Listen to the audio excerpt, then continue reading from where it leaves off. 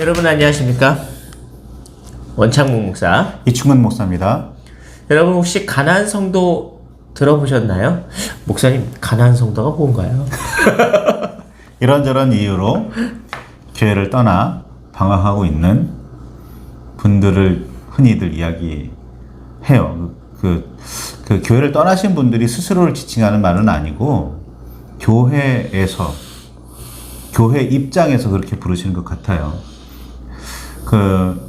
이집트를 떠난 이스라엘 백성들이 가나안으로 들어가기까지 광야에서 40년을 헤매거든요. 그러니까 가나안을 목표로 두고 있기는 한데 가나안으로 가는 길에 여러 가지 이렇게 일들이 벌어지니까 교회 여러 가지 교회 생활을 했었지만 교회 안에서 이런저런 일들 때문에 교회를 떠나 잠깐 방황하고 있다. 뭐 이런 개념으로 가나안 성도라고 부르는 것 같아요.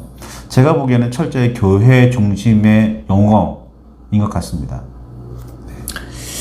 뭐 그렇게 보면 가나안 땅에 원래 살았던 원주민들도 사실 있었었는데 이 출애굽했던 백성들이 오면서 가나안 땅에 살았던 원주민들을 몰아내죠. 몰살시키거나 내지는 몰아내지 못했어요. 몰아내기도 했죠. 물론 이렇게 같이 융합해서 살았던 종족도 물론 있기는 하지만 대부분이. 네, 어쨌든 피난을 떠났던 가나안 땅에서 살던 몇몇 사람들은 피난을 떠나서 레바논에 이주해서 살았다는 이야기도 많이 있더라고요. 어쨌든 역사적인 건 그렇긴 한데 우리가 말하고 있는 건 교회에서 실망하고 교회를 떠난 사람들이란 말이죠. 심지어는 교회를 비판하기도 하면서 떠난다고요. 그러니까 교회에 대한 상처를 입고 있는 사람들, 교회에 치명적인 내상을 입은 사람들, 이 사람들을 의미한다는 겁니다. 그런데 중요한 거는요, 교회에 남아있는 사람들이 교회를 떠난 사람들에게 쓰는 표현인데요, 이 표현이 굉장히 비판적인 표현으로 쓰여지고 있다는 거예요. 물론 돌아올 것이다 라는 말은 교회에 남아있는 사람은 정이고 온전하고 아름다운 사람들이고 떠난 사람은 좀 바보 같다, 멍청하다. 그래서 떠났는데 언젠간 그들의 잘못을 깨닫고 교회로 돌아올 것이다 라는 표현으로 쓰는 경향이 다분히 있지 않았나 이런 생각을 해봅니다. 정말 그렇다면 그건 폭력적인 거예요. 그렇죠. 굉장히 폭력적인 겁니다.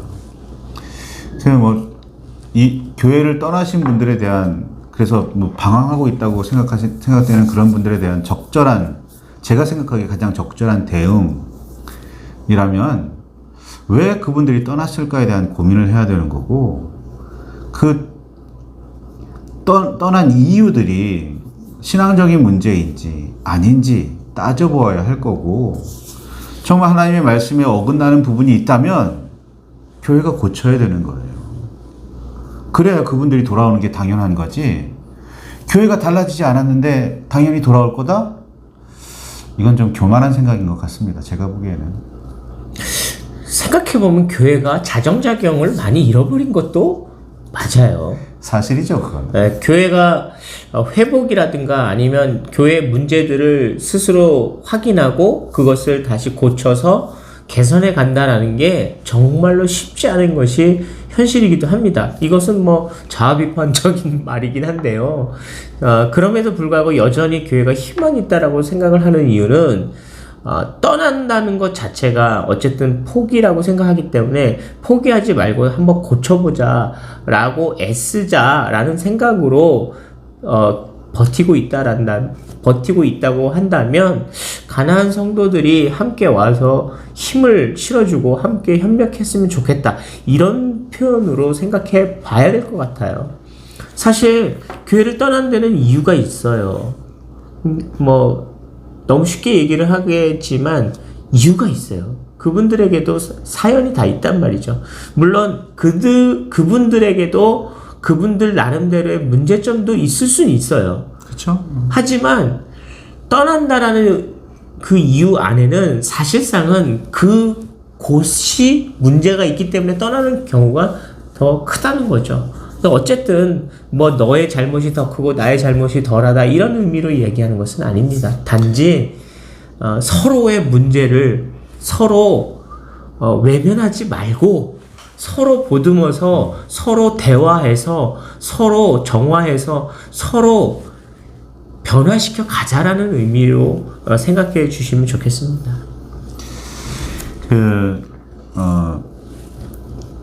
교회를 떠나시는 분들의 마음을 저희들이 이해를 못한다 생각하지 않으셨으면 좋겠어요.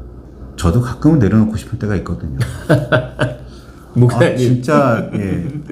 진짜 저거 보고 싶지 않은데, 저거 용납하고 있는 그 모습을 보면, 야, 저래도 되나 싶은 생각이 많이 들어요. 근데 적어도 저는 목회자로서, 만약 그런 문제점이 있다면 내가 힘을 다해서 그걸 고쳐보려고 최소한 적어도 제가 섬기는 교회 안에서는, 제가 섬기는 공동체 안에서는 그런 일이 일어나지 않도록 해야 변화가 일어난다라고 생각하고 있기 때문에 떠나지 않는 거고요. 그리고 떠나시는 분들 교회에 대한 실망은 충분히 이해를 하지만 그렇다고 해서 하나님을 떠나지는 않으셨으면 좋겠어요. 교회를 떠날 수도 있는데, 교회는 떠날 수도 있는데 하나님은 붙들고 계셔야 돼요. 예수님은 붙들고 계셔야 됩니다. 뭐 그건 진짜 하셔야 돼요.